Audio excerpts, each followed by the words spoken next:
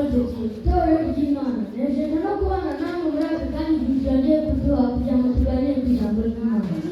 Comme vous l'avez vu, entendu et vu sur le boulevard, c'est la journée internationale des explorateurs.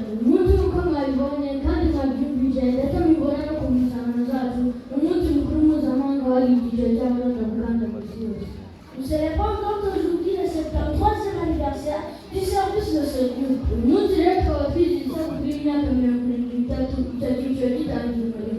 J'ai regardé autour de moi et j'ai vu que la plupart d'entre nous n'étaient pas encore nés à 1950.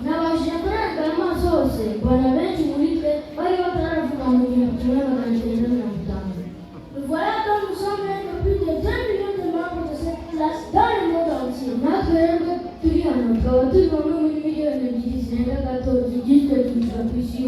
Si nous persévérons sont prêts à travailler l'énormément difficile pour changer le monde. Nous sommes des explorateurs et nous sommes des éclaireurs. En ce moment, nous allons parler à l'agrément de base pour que l'useur reçoive l'honneur.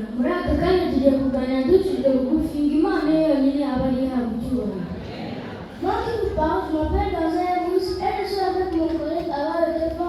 Nous sommes des adventistes du 7e jour et nous appartenons dans les classes des explorateurs, plus particulièrement dans l'unité des compagnons.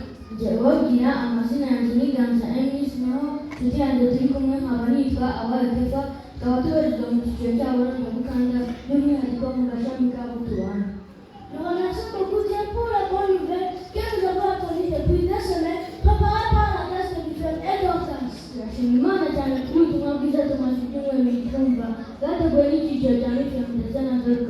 Nous remercions beaucoup Dieu pour les résultats qui en ont résulté et nous avons vu beaucoup de gens baptisés. Que le nom du Seigneur soit glorifié.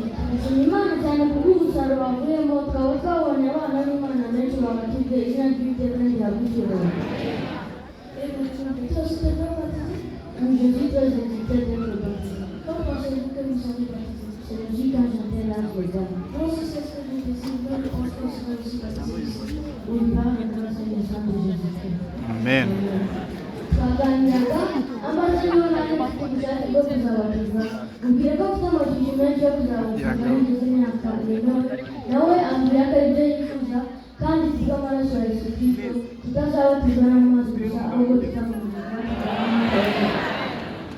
Au cours de ces 2 semaines, nous avons appris comment chez une personne, il y a une autre personne à l'intérieur.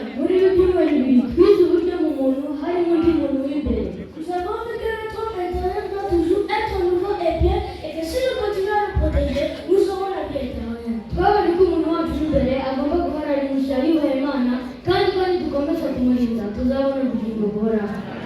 Nous avons réalisé que nous devrions y vivre pendant la journée et abandonner nos habitudes naturelles.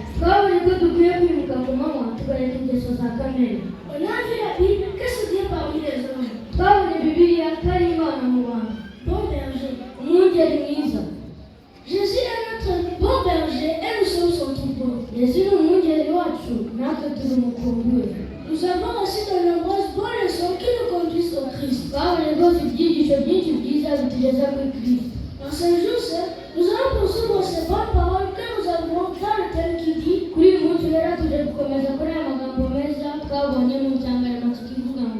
marcher avec Jésus. Marcher avec Jésus. La leçon clé se trouve dans le livre de Jérémie, chapitre 29, verset 13.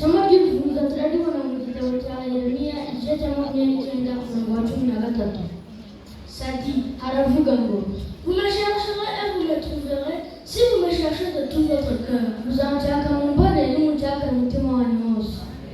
Prions. Notre Créateur ineffable, nous te sommes infiniment reconnaissants de ta protection.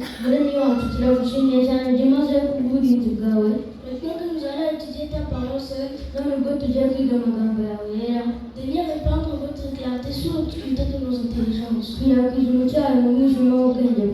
Donne-nous la lucidité pour interpréter ta parole sainte afin que nous comprenions ce que tu viens de dire.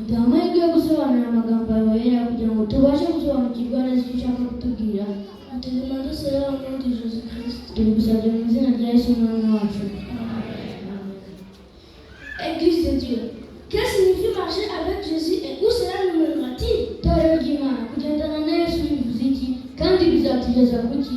Jésus a dit qu'à la suite, se mettre son pied là où il soulève le ciel. Yesu yavuze ko kumukurikira ari ugushinga ikirenge ahagishinguye. C'est marcher comme il marchait. Ni ukugenda nk'uko yagendaga. C'est de parler comme il parlait. Ni ukuvuga nk'uko yavugaga. C'est faire comme il faisait. Ni ugukora nk'uko yakoraga. Et cela va-t-il nous amener à quoi? None si ibi bizatugeza ku ki? Marcher avec Jésus est très important. Kugendana na Yesu ni iby'umumaro mwinshi. Marcher avec Dieu est un secret pour se détourner du péché pour toujours. Kugendana n'Imana ni ryo banga ryonyine ryo kuva mu byaha burundu. Quelqu'un m'a dit, dis-moi avec qui tu marches et je te dirai qui tu es. Umuntu umwe yaravuze ngo mbwira uwo mugendana maze mubwire uwo uri we. Avec qui voyagez-vous? Muri uru rugendo ugendana nande? Où vas-tu? Ujya he? Qui consultez-vous? Ugisha inama nde? Il n'y a personne avec qui nous devons marcher à part de Jésus. Nta wundi muntu dukwiye kugendana nawe atari Yesu. Lorsque nous marchons avec Jésus, il ne fait aucun doute que nous devenons le genre de chrétien qu'il souhaite. Iyo tugendanye na Yesu nta gushidikanya duhinduka abakristo bari ku rugero ashaka. Mais quand nous marchons avec des incroyants, nous finissons par être séparés de Dieu. Ariko iyo tugendanye n'abataramwizera birangira tuvuye ku Mana. La Bible nous donne de nombreux exemples des hommes qui ont marché avec Dieu. Bibiliya ifite ingero nyinshi z'abantu bagendanye n'Imana. Mais laisse-moi vous parler trois d'eux. Ariko reka mbabwire batatu. La première personne était un homme exemplaire qui marchait avec Dieu, nommé Moïse. Umuntu wa mbere ni umugabo w'intangarugero wagendanye n'Imana witwa Mose. Moïse a refusé de partir en mission seul pour diriger son peuple tant qu'il n'était pas sous la protection de Dieu. Mose yanze gukora urugendo wenyine rwo gucyura ubwoko bwayo atari mu bwishingizi bw'Imana. En Exode chapitre 33 verset 14, et le Seigneur lui a dit, Kuva igice cya 33 umurongo wa 14, Uwiteka aramubwira ngo je marcherai moi-même avec toi et je te donnerai du repos. ubwanjye nzajyana nawe nkuruhure. Amen. Amen. La seconde personne qui marchait avec Dieu était Enoch. Undi muntu wa kabiri wagendanye n'Imana ni Enoki. Enoch vécut 65 ans et engendra Méthusalem. Enoki yamaze imyaka 65 abyara Metusela. Il a marché avec Dieu pendant 300 ans et n'a plus été revu parce que Dieu l'avait poussé. Bagendana n'Imana imyaka 300 ntiyongera kuboneka kuko Uwiteka yamwimye. Et enfin, la troisième personne qui a marché avec Dieu était Noé. Undi muntu wa gatatu dusorezaho wagendanye n'Imana ni Nowa. Genèse 6 dit que le peuple est devenu si mauvais que le Seigneur a décidé de le détruire. Tangira igice cya gatandatu aravuga ngo nuko abantu bahinduka babi cyane Uwiteka yiyemeza kubarimbura. Dans le verset 8 et 9, il est dit que Noé a été béni par le Seigneur parce que Noé trouva grâce aux yeux de l'Éternel. Voici la prospérité de Noé. Noé était un homme juste et intègre dans son temps. Noé marchait avec Dieu. Ku murongo wa 8-9 ariko nawe agirira umugisha ku Uwiteka ngo kuko nawe yari umukiranutsi watunganaga rwose mu gihe cye yagendanaga n'Uwiteka. Église de Dieu, ce qui dirait aux gens que vous êtes différents d'eux, c'est que vous n'aurez pas de richesse qu'eux. Ce qui dirait aux gens que vous êtes différents d'eux, c'est que vous aurez Dieu. Kizabwira abantu ko utandukanye nabo ni uko uzaba ufite ubutunzi kurusha. Kizabwira abantu ko utandukanye nabo ni uko uzaba ufite Imana. Un cœur qui a soif de Dieu est un cœur qui plaît à Dieu. Umutima ugirira Imana inyota ni wo mutima unezeza Imana. Quand nous marchons avec Jésus, nous devenons comme lui. Iyo tugendanye na Yesu dusa nawe. Marcher avec Jésus nous rend intrépide. Kugendana na Yesu bitumara ubwoba. Église de Dieu, lorsque nous sommes accompagnés de Dieu, nous serons non seulement protégés des péchés, mais aussi de la peur. Amen. Itorero ry'Imana iyo duherekejwe n'Imana uretse kuturinda ibyaha gusa inaturinda ubwoba. Amen. Quand tu marches avec Jésus, Iyo wagendanye na Yesu cela vous empêche de commettre des péchés. bikurinda gukora ibyaha. Cela vous empêche d'être contrôlé par la peur. Bikurinda gutegekwa n'ubwoba. Cela augmente la force spirituelle et physique. Bikongera imbaraga haba mu by'umwuka ndetse n'iby'umubiri. Église de Dieu, est-il possible pour nous de marcher avec Jésus? Ese natwe birashoboka ko twagendana na Yesu? Ne serait-il pas difficile de marcher avec Jésus? Ese ntibyaba birushye kugendana na Yesu? Bonne nouvelle, pas du tout. Inkuru nziza oya rwose habe na gato. Alors quel est le secret que notre Dieu nous a donné et qui nous aidera à continuer le chemin chrétien lorsque nous serons sur le point de commencer? None se n'irihe banga Imana yacu yatumeneye ryatubashije gukomeza urugendo rwa Gikristo mu gihe tuzaba turutangiye? Lisons Apocalypse chapitre 2 verset 25. Dusome ibyahejuru igice cya 2 umurongo wa 25. Seulement ce que vous avez, retenez-le jusqu'à ce que je vienne. Ko nk'uko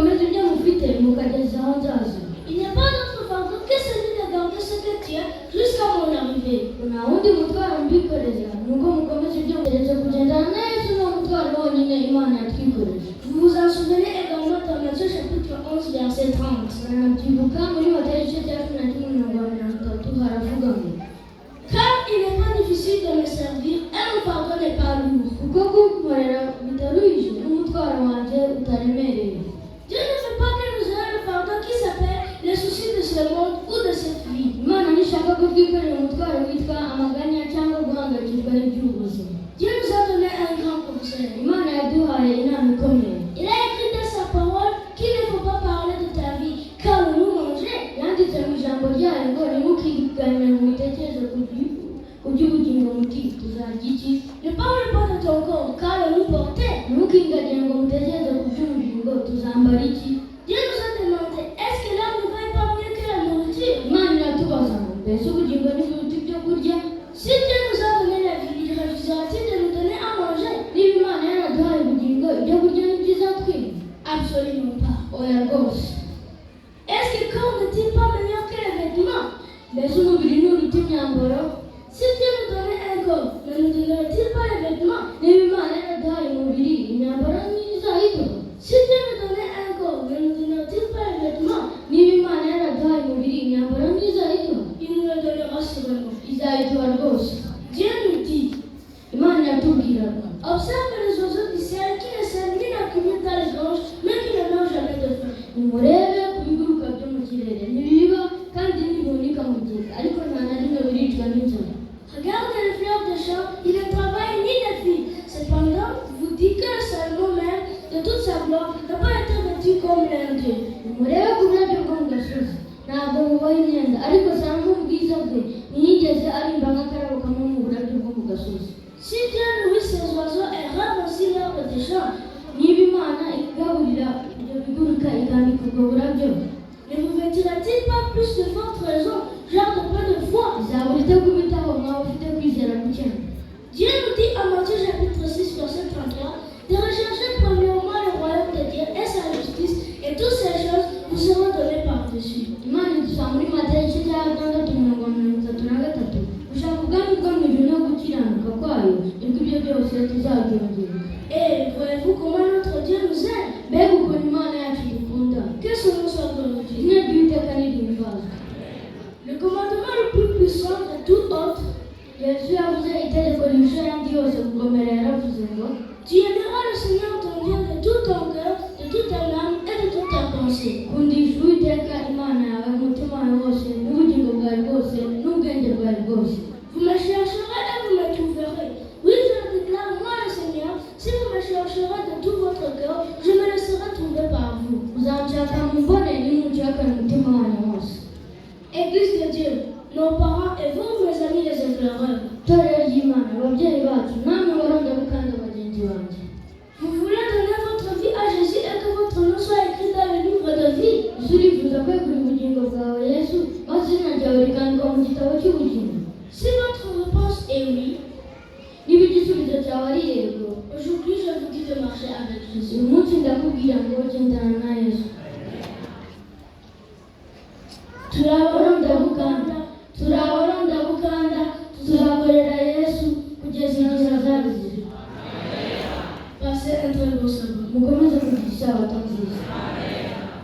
Nous vous invitons tous de venir cet après-midi pour venir voir comment les explorateurs et d'autres groupes de GIA glorifient leur Seigneur